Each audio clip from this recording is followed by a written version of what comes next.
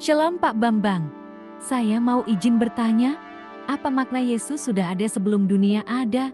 Mohon pencerahannya. Yesus sudah ada sebelum segala sesuatu ada. Ini pra-eksistensi Yesus. Suatu saat saya diundang ke sebuah gereja sinode Jawa, Protestan. Sinode ini sebetulnya alirannya Mennonite. Ya, saya kadang-kadang berpikir, kenapa orang suka dengan aliran? Ya, saya ditanya, Pak Bambang alirannya apa? Saya nggak suka aliran, saya langsung ke samudra. Karena kalau aliran dapatnya sedikit, kalau samudra kan dapatnya banyak, saya bilang. Tetapi saya kasih masukan, Pak Pendeta, kalau acara seperti ini digelar tanpa diabadikan, rugi. Kenapa bukan dijadikan acara tahunan? Acara apa tahunan, Pak? Iya, kalau di kalangan teman-teman Protestan itu kan agak alergi dengan budaya lokal kan. Nah, saya sudah mulai mengatakan, ayo kita lakukan inkulturasi di gereja. Apalagi gereja Jawa, saya bilang. Itu bahkan di gereja Katolik pun yang di Jawa tidak ada momentum di mana liturgi suci gereja itu ditembangkan dalam bentuk mocopat pada awal sejarah kekatolikan di tanah Jawa. Tapi di Jawa ada kalangan Protestan yang begini malah gak dilanjutkan. Terus kita ikut Tuan Menir Belanda, semua sedikit-sedikit pakai gaya barat. Terus saya tunjukkan, ini menarik loh Pak. Ini harus dijadikan acara tahunan. Lalu disebutlah yang namanya Ambengan Agung Kiai Tunggul Wulung. Mereka juga ragu-ragu mencantumkan kata kiai. Karena itu di kuburannya Tunggul Wulung itu di Jawa Tengah, di Pati itu hanya komplek pemakaman Kristen Tunggul Wulung. Kenapa nggak ditambahi kiai? Loh, kiai kan Islam Pak. Itu Islam rajin mengurus hak cipta. Padahal itu bukan miliknya Islam, itu miliknya orang Jawa. Mulai dari Kiai Semar Bodronoyo sampai Kiai Prada Gamelan di Ludoyo itu. Kiai itu adalah sebutan hormat bukan hanya kepada sosok yang dituakan, tapi pada benda yang dikeramatkan. Nah, tapi ketika kemudian gereja Protestan Jawa ini dulunya kontekstual, dulunya inkulturatif, begitu tahun 1930 itu kemudian distatblatkan di Belanda, akhirnya harus ikut teologi dari Sending. Akibatnya mulailah gelar kiai dibuang. Kalau Romo ya cuman Romo kebatinan, gitu. Terus pakai gelar pendeta. Padahal pendeta itu justru Hindu dari kata pandit. Nah, ini minta maaf, saya tidak mengganggu kemapanan, ini enggak. Kalau Romo itu istilah Jawa, gitu. Kiai istilah Jawa. Pendeta itu istilah Sanskrit yang dijawakan. Jadi pandit kemudian pendeta. Kalau pendetanya itu usia Begawan Nabioso, baguslah. Tapi jangan sampai Durna yang sudah distigmakan, Pendito Turno, gitu. Jadi ada banyak muatan-muat matra-matra teologi lokal. Salah satu keunggulannya itu apa? Mereka punya semacam sistematik teologi yang ditulis dalam bentuk tembang macapat. Namanya Kidung Rasa Sejati dari Kiai Paulus Tosari. Saya sampaikan kepada desa-desa Kristen, ayo kita bikin ngaji Rasa Sejati Kiai Tosari.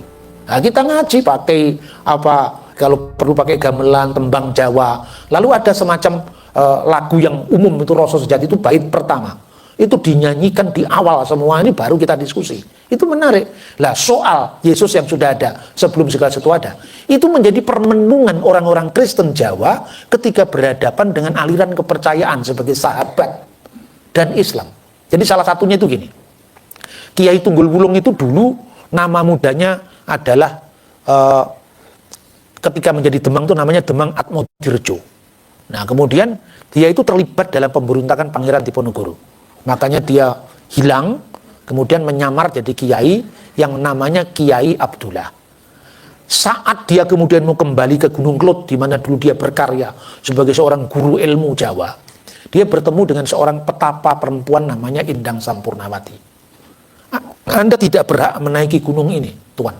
Itu hak saya, karena ini wilayah saya. Tapi Anda bisa naik ke gunung ini kalau Anda bisa mengartikan ilmu saya. Apakah itu, katanya.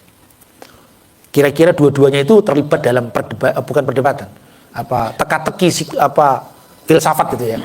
Ratu adil rawuh mertamu, tamu mbagekake sing ditamoni sebiting tanpa sangu.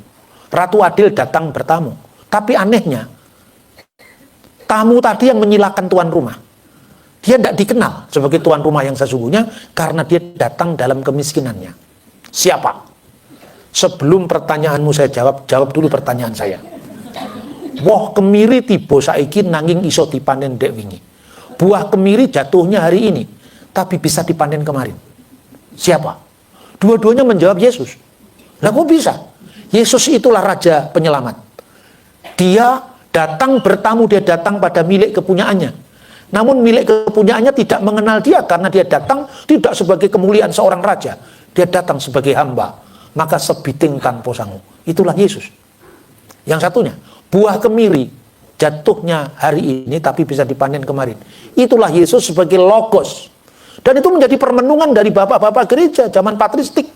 Misalnya logos spermatikos, benih sabda ilahi. Setiap orang mengetahui bahwa Yesus itu adalah firman, logos yang ilahi, yang ada sebelum segala sesuatu, karena oleh logos ini Allah menciptakan segala sesuatu. Jadi setiap orang yang menghidupi dirinya dengan logos ilahi, sekalipun dia tanpa mengenalnya, dia disebut Kristen sekalipun dia ateis. Ateis dalam konteks waktu itu apa? Yang tidak menyembah dewa-dewa Yunani. Jadi artinya apa? Yesus tidak hanya dikenal dalam wujud inkarnasinya sebagai manusia, tapi dia dikenal dalam wujud kosmiknya yang memenuhi segala sesuatu. Itulah konsep logos yang kemudian oleh Justin Martir, Clement dari Alexandria, kemudian dipadu sedemikian rupa bahwa puncak daripada pencarian agama-agama apapun itu adalah matahari hikmat Kristus. Itulah yang pernah disampaikan oleh Paulus keempat. Hantarkanlah kami dari gelap kepada terang, dari simbol kepada hakikat, dari bayangan kepada kenyataan. Jadi kekristenan itu bukan musuh agama-agama lain. Kekristenan bukan musuh konsep agama yang berbeda, tapi kekristenan adalah puncak permenungan, jawaban, seperti agama-agama dan pencarian manusia itu seperti fajar-fajar kebenaran yang menunggu matahari bersinar penuh.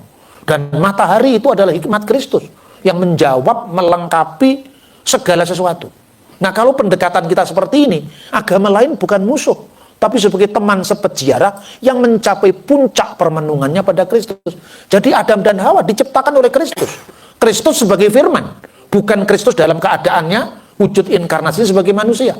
Kristus sebagai firman itu yang menciptakan Adam, Hawa, bahkan segala sesuatu yang ada, yang kumelip di jagat raya ini. Nah, itu masih ada. Oke Pak Bambang, penjelasan Anda sangat mencerahkan dan menguatkan iman kami. Terima kasih, Tuhan Yesus memberkati.